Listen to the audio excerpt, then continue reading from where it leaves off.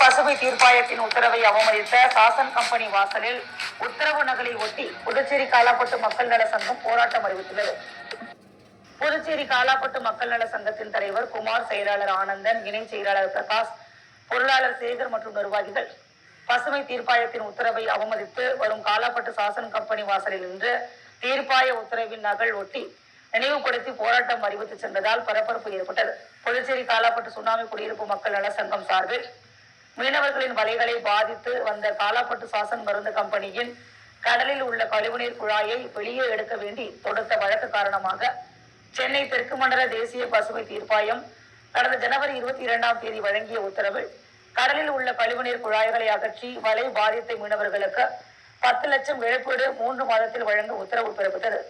இந்த உத்தரவை செயல்படுத்தாமல் 8 மாத காலமாக அவமதித்து குழாய்களை வெளியே எடுக்காமல் பாதித்த மீனவர்களுக்கு இழப்பீடு வழங்காமல் சில கட்ட பஞ்சாயத்து நபர்களிடம் பல லட்சம் பேரம் பேசி ஆதரவு திரட்டி வருகிறது.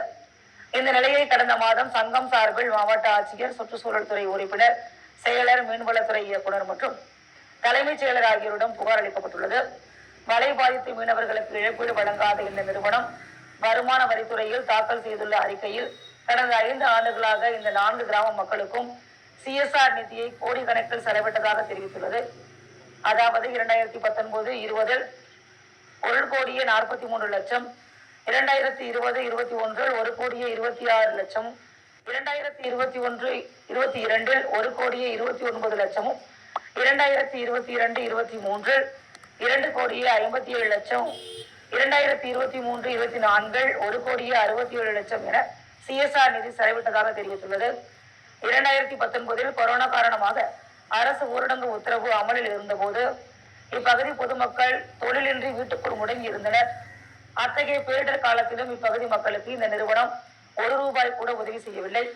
கொரோனா பாதுகாப்பிற்காக மக்கள் மாஸ்க் அணிந்து செல்கின்றனர். அந்த மாஸ்க் கூட இந்த நிறுவனம் உதவியாக வழங்கவில்லை. அந்த கொரோனா காலத்தில் இந்த நிறுவனம் ₹1,43 லட்சம் செலவிட்டதாக கூறுகிறது.